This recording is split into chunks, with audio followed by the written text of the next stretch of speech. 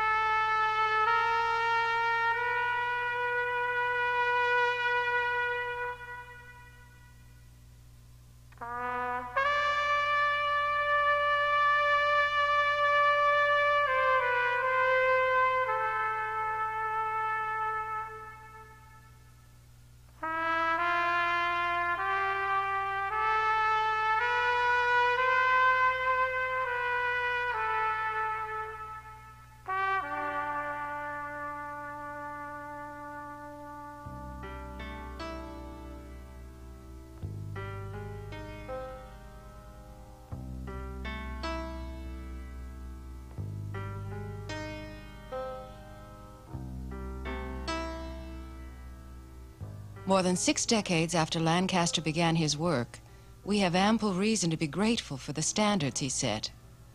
Dividing the states of Oregon and Washington, here is the gorge of the mightiest river of the West, formed by geologic cataclysms, home to a unique plant and animal community, nurturing with abundant salmon and advanced Native American culture for at least 11,000 years.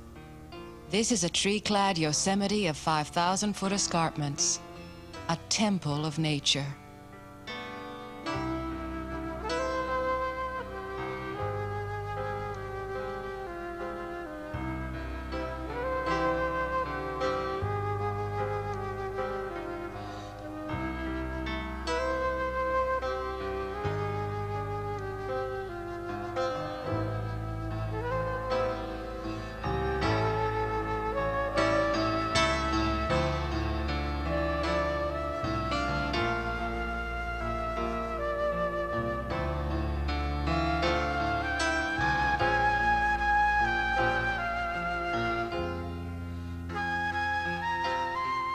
Yet because this is the only sea level breach of the Cascade Range from British Columbia to California, it is a busy route of commerce and has been since prehistoric times.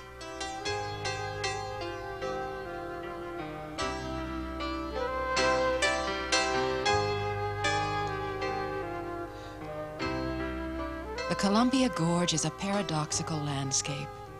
Here, where people have always worked and made their homes, nature orchestrates a transition from lush forests and high waterfalls to the flowered uplands of a semi-desert in less than 75 miles. Here, the bald eagle and other threatened wildlife live a few wing beats from downtown Portland.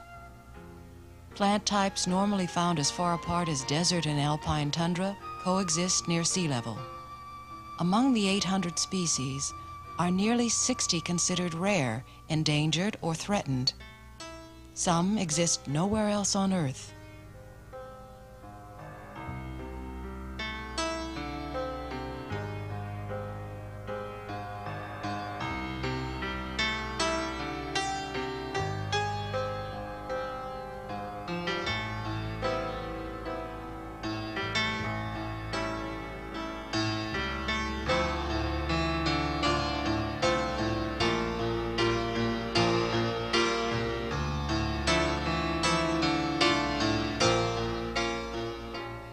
Here, spectacular weather is commonplace year-round, as oceanic winds collide with dry continental air, creating in winter the treacherous beauty of ice storms called silver thaws.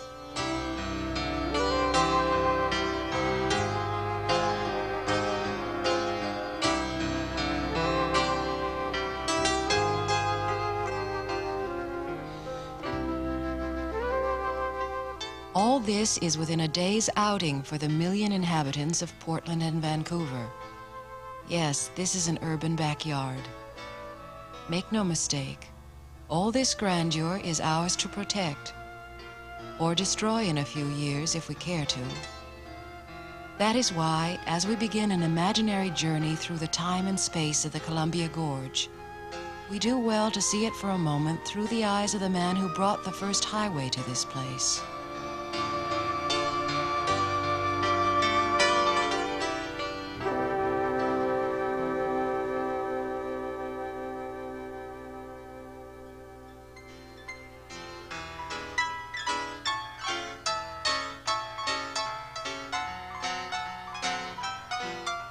He set some standards, did Sam Lancaster, and so did the men who employed him and shared his vision. Sam Hill of Seattle took him to Europe to study the finest roads. Lancaster surpassed them with these airy bridges, sculpted curves, and that masterpiece in dynamited stone, the Mitchell Point Tunnel. Timberman John B. Yon worked for $1 a year as construction boss to see the work finished. Simon Benson bought Multnomah Falls and gave it to us, and the highway they built was a national sensation.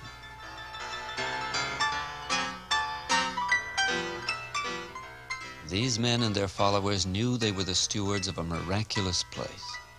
In succeeding years, many citizens worked for the establishment of national forest recreation land and state parks, now 27 in Oregon and 4 in Washington. Today, they include the most used recreation areas in the Northwest, attracting 4 million visitors a year.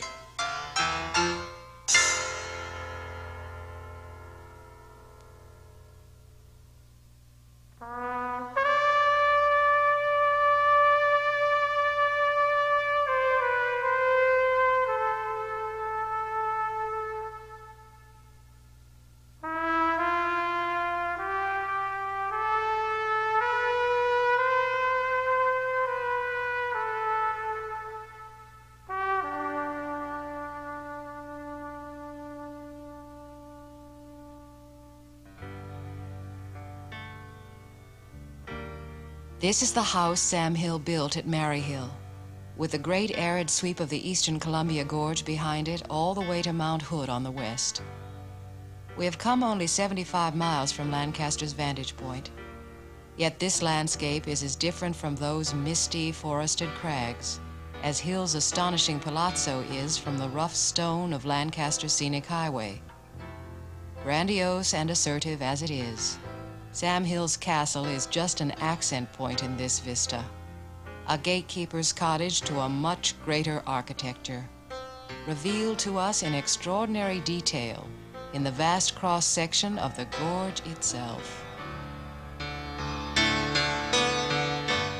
These huge layers of basalt flowed here as molten lava from giant fissures to the east and solidified.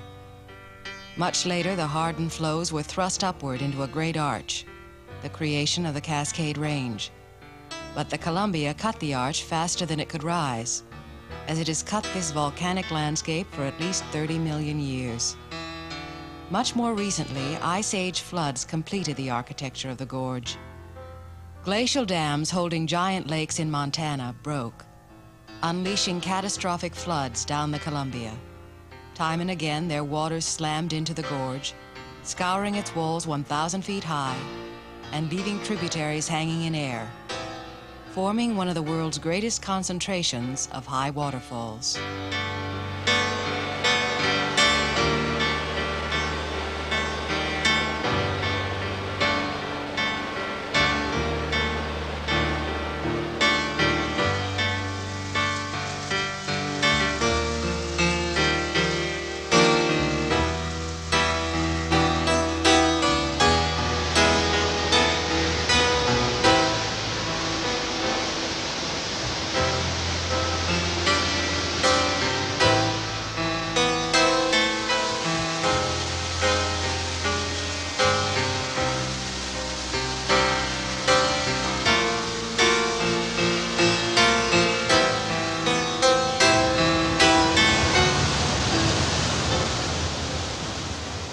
Native Americans probably lived in the gorge during these times, witnesses and victims of these unbelievable floods. And later Indians told the legend of the Bridge of the Gods, a huge landslide that formed the great cascades of the Columbia and gave the mountains their modern name. Today we remain at the mercy of this volcanic landscape, a lesson perhaps better understood by the previous native culture.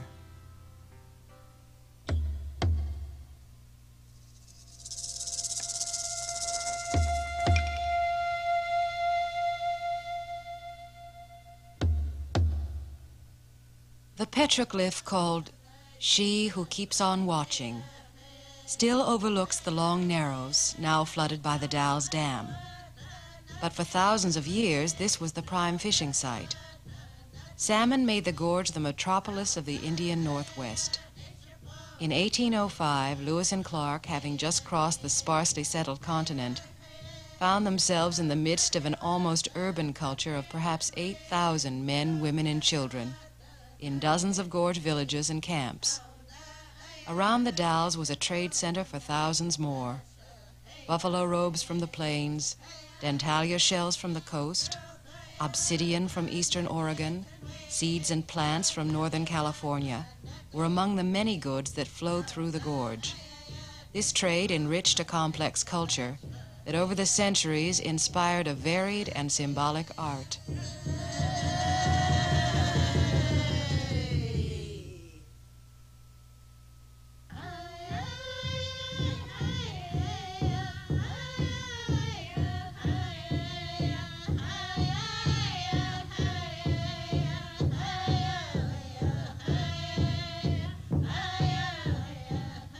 A traveler through the gorge today might imagine that these petroglyphs were the work of a long-vanished people.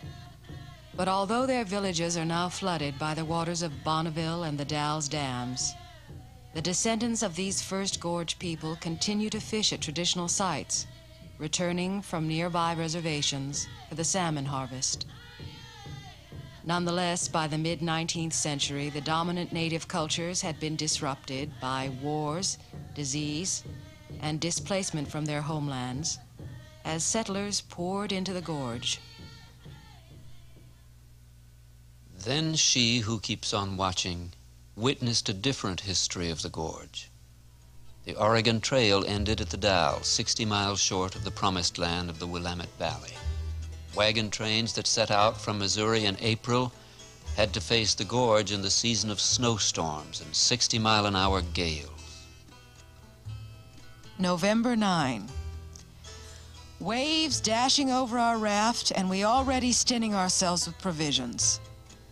The icicles are hanging from our wagon bed to the water.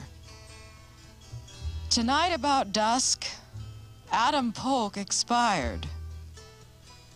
November 18. My husband is sick. It rains and snows.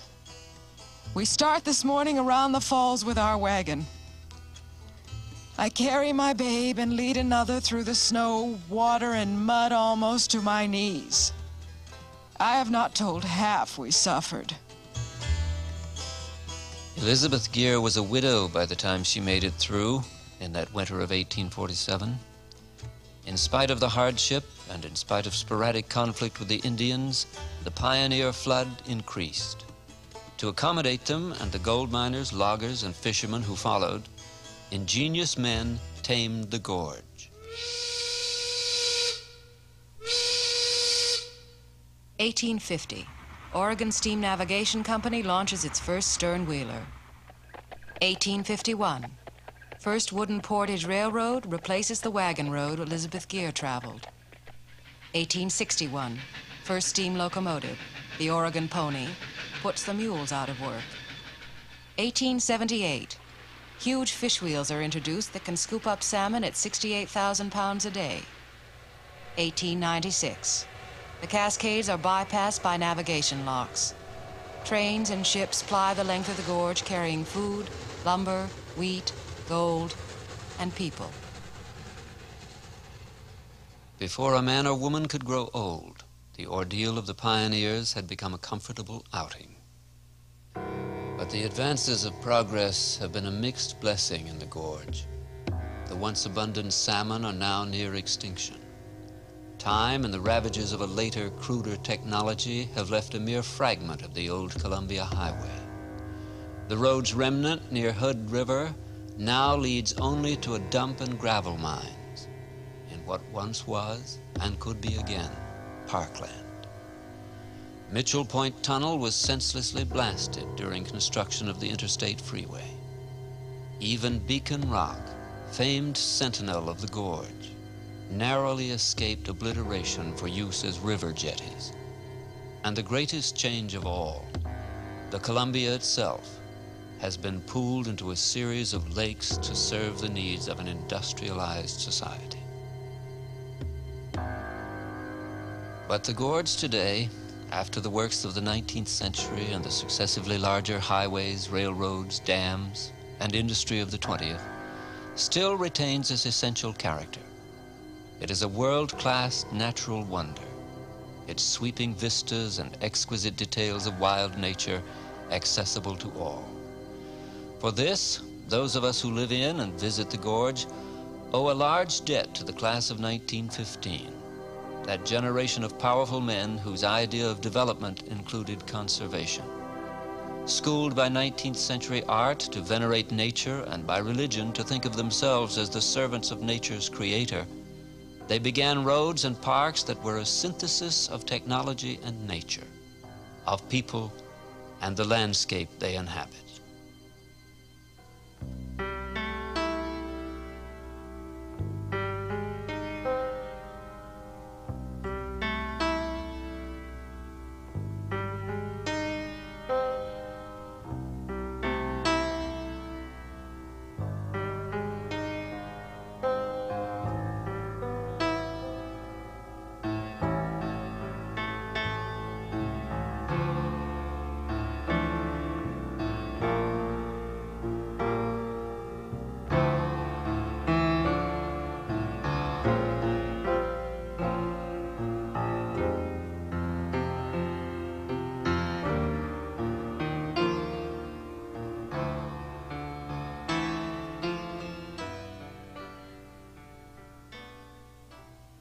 Now the class of 1915 is gone.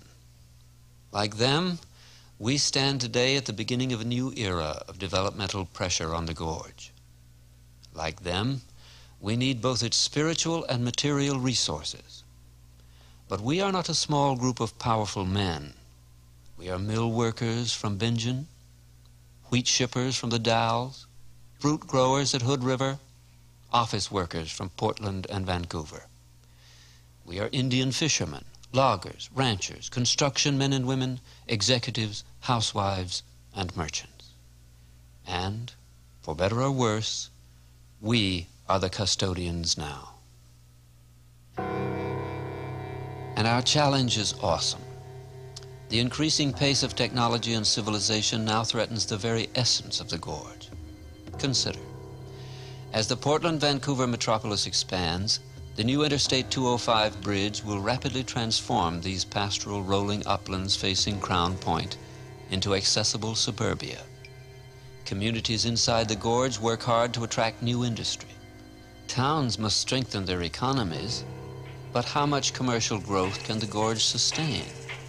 Should factories belong in cities or on any flat land, such as this proposed industrial park across from Crown Point? Should islands that harbor wildlife become portside industrial areas? And how much pollution can the gorge tolerate, since winds trap pollutants and shift them from end to end? How can we retain important farm and orchard lands? Timber has long been an important factor in the Northwest economy. Now more forests reaching maturity will be logged. How can they be harvested and still retain the visual quality of the gorge? How can we control the laceration of cliff faces by gravel mines? And are the existing parks, mostly on the Oregon side, doomed to destruction by overuse? Where will new recreation lands be found if prime areas become subdivisions, industrial parks, and quarries?